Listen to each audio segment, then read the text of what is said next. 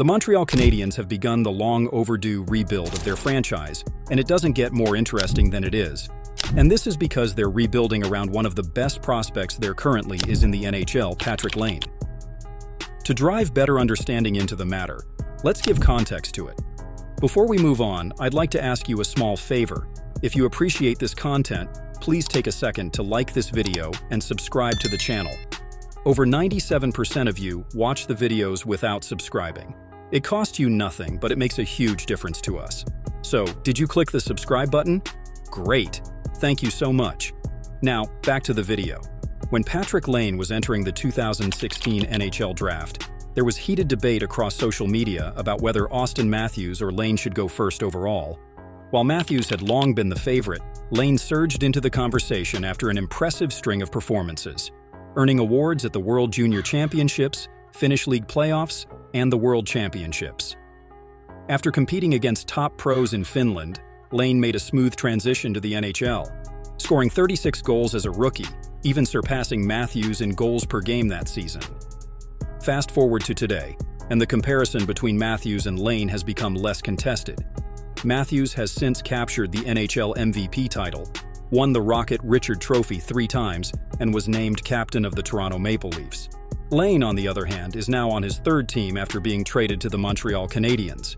His 2023-24 season was marked by injury setbacks, with just 6 goals in 18 games, and time spent in the NHL's Player Assistance Program. Despite the challenges when Laine is healthy, he remains a lethal goal scorer. Between the 2021-22 and 2022-23 seasons, Laine netted 48 goals in 111 games with the Columbus Blue Jackets, maintaining a goals per 60 minutes rate that was comparable to other top players like Kyle Connor, Elias Pettersson, and Alexander Barkov. During his 3 years in Columbus, he scored at a pace of 0.38 goals per game, ranking 43rd in the league. Though Laine's recent numbers have raised doubts about his consistency, he was still producing when on the ice. Injuries, however, including a broken clavicle in 2023 and a subsequent shoulder surgery, have been factors that limited his play. Additionally, Laine sought help through the Player Assistance Program to address personal challenges. Most importantly, it's been just about Patty as a person more than Patty the hockey player. Obviously, one thing I've noticed is that when you're not enjoying whatever you do, you're probably not going to be able to perform, and that's kind of where I've been at. I haven't been enjoying myself for a while, but now I'm happier than ever off the ice, obviously, and have done a lot of work on myself, Laine shared on Monday. I feel super excited about playing in a new place with new teammates in a new city. At the same press conference, Laine mentioned that his shoulder feels stronger after surgery, and he has already returned to skating. Laine's goal-scoring ability in his early years with the Winnipeg Jets was elite. From 2016-17 to 2019-20, he was among the league's top 10 goal scorers, recording 138 goals in 305 games, matching totals posted by stars like Patrick Laine and John Tavares.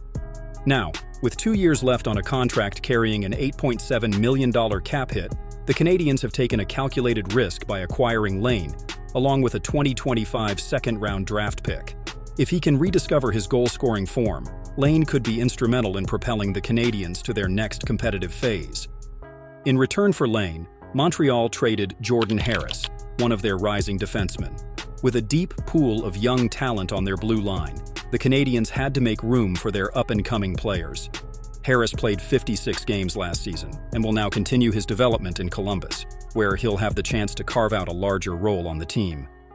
When news broke that the Montreal Canadiens had acquired Patrik Laine from the Columbus Blue Jackets, the move immediately raised eyebrows. Opinions were divided on what kind of impact Laine would have on his new team, and understandably so. The question on everyone's mind: which version of Patrik Laine is Montreal getting? This is because there are pros and cons to Laine's game. There's no doubt that Laine is one of the NHL's most elite snipers. He has a rare talent, an ability to beat goalies cleanly from almost any angle in the offensive zone.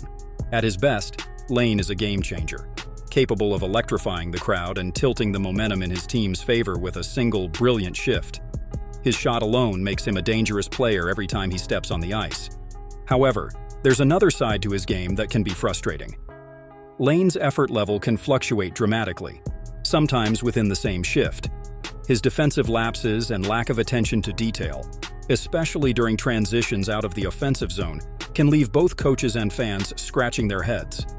Consistency has always been a concern, and his struggles in these areas could present challenges for the Canadiens, except he improves in that which is exactly the feeling around the club. Moreover, he wouldn't want to come off in a bad light after his struggles last season. He too would want to put up his best performance in order to convince people that he's still the same Laine they had known 3 years ago. Meanwhile, for Montreal, trading a promising defenseman like Jordan Harris would have been difficult without the organization's remarkable depth on defense. Over the past few years, the Canadiens have done a stellar job drafting and developing young talent, particularly on the blue line. Even with Harris gone, Montreal still has a strong group of defensemen to choose from. They've got elite defensemen like Mike Matheson, David Savard, Caden Gould, Justin Barron, Lane Hudson, Arbor Shekaj, Logan Mailloux, and David Reinbacher. While their defense may not rank among the NHL's top units just yet, the development of these young players shows promise. Each of these prospects is trending positively, giving Montreal plenty to be excited about as they head into the future. Coming down to the value of this Laine trade, we would all agree that a crucial but perhaps underappreciated aspect of this trade is the second-round pick Montreal acquired from Columbus in 2026. Given the state of the Blue Jackets, it's hard to envision them becoming a playoff contender in the next 2 years. While anything is possible, it's more likely that the pick will land somewhere between the 33rd and 40th slots, adding yet another valuable asset for Montreal's future. But why did Columbus part with such a high draft pick? The answer lies in the financials. By allowing Montreal to absorb Laine's entire $8.7 million cap hit for the next 2 seasons, the Blue Jackets saved themselves from retaining salary. This move gives Columbus valuable cap flexibility while also saving them significant money, as Laine is set to earn $9.1 million in actual salary for each of the next 2 years. The acquisition of Jordan Harris provides the Jackets with a versatile and intelligent defenseman. Harris may not be a physically imposing player, standing at 5'11" and weighing 189 pounds, but he's a smooth skater with a sharp hockey IQ. He's the type of player who can be trusted in various roles, whether it's breaking up plays in his own zone or jumping up in the rush to create offense. Last season, Harris played in 56 games for the Canadiens, logging an average of 17.28 of ice time per game, all of which came at even strength or on the penalty kill. He's a reliable two-way defenseman who isn't afraid to get in the shooting lane and block shots. As he continues to develop, Harris has the potential to solidify himself as a top 4 defenseman in Columbus, making him a valuable addition to their blue line. But for the Canadiens, the question remains, can Laine get back to being the player he once was? To answer that, it's essential to look at his performance during his time in Columbus. In his first 45 games with the Blue Jackets, Laine struggled, scoring just 10 goals and 11 assists while posting a -29 rating defensively.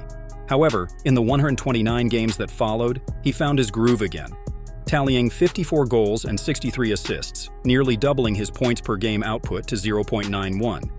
Yet, his defensive struggles persisted, as he remained a -29 over that period. For Montreal, the hope is that Laine will be able to build on that offensive resurgence. Last season, the Canadiens averaged just 2.83 goals per game, ranking 26th in the league, while their power play operated at a dismal 17.5% efficiency, placing them 27th overall. From reaching the Stanley Cup Finals in 2021 to missing the playoffs in 2024, the Canadiens have recently been woeful, and the need for this rebuild has never been more urgent than it currently is. So adding Laine to the mix could provide the offensive spark they desperately need, particularly on the power play. With Nick Suzuki, Cole Caulfield, and Juraj Slavkovsky already leading the charge, Laine has the potential to further elevate Montreal's top 2 lines and create more headaches for opposing defenses. Ultimately, what the Canadiens need from Laine is relatively simple. They don't require him to become a defensive stalwart, but they do need him to be reliable enough in all 3 zones. High-end offensive players like Laine can make up for average defense with elite scoring ability, as long as they consistently deliver in high-pressure situations. At just 26 years old, it's easy to forget how much potential Laine still has. Although he's been in the league for several years, his best hockey may still be ahead of him. Players often reach a point in their careers where they either break through and recapture their best form, or they stagnate and fail to overcome their lingering weaknesses. For Laine, that time is now. When looking at his time in Columbus, it's clear that Laine still has the ability to be a dynamic offensive force when he's fully engaged. If the Canadiens' coaching staff and his new teammates can provide the right environment and motivation, there's every reason to believe that Laine can thrive in Montreal. If Laine can continue producing at the same pace he did over his last 129 games in Columbus, averaging 0.91 points per game, and if he can make even marginal improvements in his defensive game, this trade could become a massive win for the Canadiens. It would not only bolster their scoring, but also potentially signal the beginning of a new era in Montreal as they look to return to playoff contention. In the end, Montreal is banking on Laine's ability to find his best self again, and if he does, the sky's the limit for both the player and the team.